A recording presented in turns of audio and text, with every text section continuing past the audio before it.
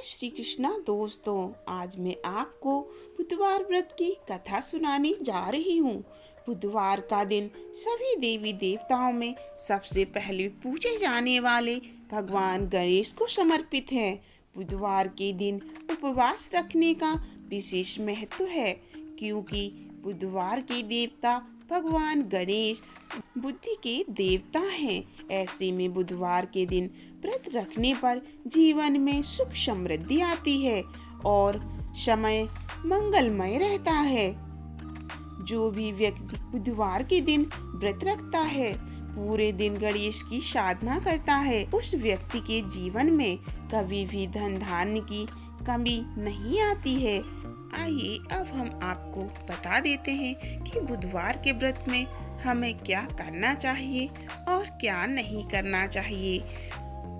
भगवान बुद्ध की पूजा में हमें सुबह उठकर जल्दी स्नान करना चाहिए। भगवान गणेश और बुद्ध की पूजा करनी चाहिए। गणेश जी को दुर्वा और पीले फूल चढ़ाएं और हरे रंग के वस्त्र समर्पित करें। गणेश जी के मंत्रों का जाप करें और गणेश जी का पसंदीदा हलवा, बेसन के लड्डू या पंजीरी से उनका भोग लगाएं और शाम के समय फलाहार से व्रत पारण करें। और बुधवार के दिन भूलकर भी हम लोगों को नमक सेवन नहीं करना चाहिए। एक समय ही व्रत में खाना खाना चाहिए।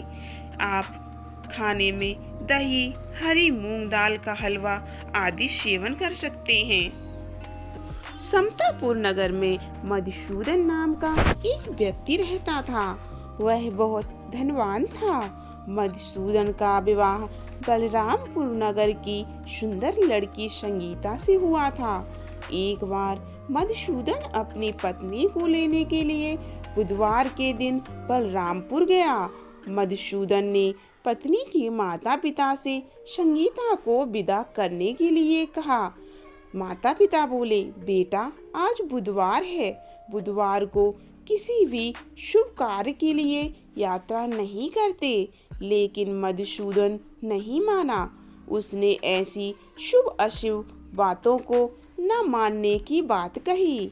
दोनों ने बैलगाड़ी से यात्रा प्रारंभ कर दी। 2 कोस की यात्रा के बाद उसकी गाड़ी का एक पहिया टूट गया। वहां से दोनों ने पैदल ही यात्रा शुरू की। रास्ते में संगीता को प्यास लगी। मधुसूदन उसे एक पेड़ के नीचे बैठाकर जल लेने के लिए चला गया। थोड़ी देर बाद जब मधुसूदन कहीं से जल लेकर वापस आया तो वह बुरी तरह हैरान हो उठा, क्योंकि उसकी पत्नी के पास उसकी ही शक्ल सूरत का एक दूसरा व्यक्ति बैठा था। संगीता भी मधुसूदन को देखकर हैरान रह गई। वह दोनों में कोई अंतर नहीं कर पाई।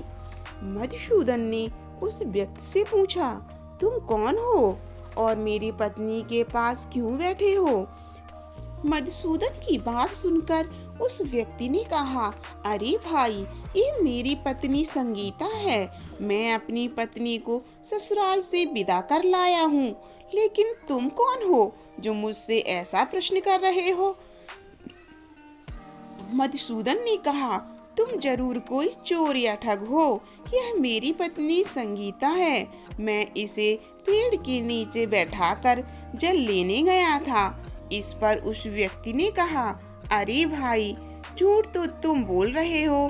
संगीता को प्यास लगने पर जल लेने तो मैं गया था। मैंने तो जल लाकर अपनी पत्नी को भी पिला दिया है। अब तुम चुपचाप यहाँ से चलते बनो, नहीं तो किसी सिपाही को बुलाकर मैं तुम्हें पकड़वा दूंगा। दोनों एक दूसरे से लड़ने लगे। उन्हें लड़ते देख बहुत से लोग वहां एकत्र हो गए। नगर के कुछ सिपाही भी वहां आ गए। सिपाही उन दोनों को पकड़कर राजा के पास ले गए। सारी कहानी सुनकर राजा भी कोई निर्णय नहीं कर पाया। संगीता भी उन दोनों में से अपने वास्तविक पति को पहचान नहीं पा रही थी। राजा ने दोनों को कारागार में डाल देने के लिए कहा। राजा के फैसले पर असली मधुसूदन भयभीत हो उठा। तभी आकाशवाणी हुई, मधुसूदन, तूने संगीता के माता पिता की बात नहीं मानी और बुधवार के दिन अपनी ससुराल से प्रस्थान किया। यह सब भगवान बुद्ध देव के प्रकोप से हो रहा है। मधुसूदन ने भगवान बुद्ध देव से प्रार्थना की, हे भगवान बुद्ध देव, मुझे क्षमा कर दीजिए, मुझसे बहुत बड़ी गलती हुई है। भविष्य में अब कभी बुधवार के दिन यात्रा नहीं करूंगा और सदैव बुधवार को आपका व्रत किया करूंगा। मधुसूदन के प्रार्थना करने से भगवान बुद्ध देव ने उसे क्षमा कर दिया। तभी दूसरा व्यक्ति राजा के सामने से गायब हो गया। राजा और दूसरे लोग इस चमत्कार को देखकर हैरान हो गए। भगवान बुद्ध देव की इस अनुकंपा से राजा ने मधुसूदन और उसकी पत्नी को सम्मान पूर्वक विदा किया। कुछ दूर चलने पर रास्ते में उन्हें बैलगाड़ी मिल गई। बैलगाड़ी का टूटा हुआ पहिया भी जुड़ा हुआ था।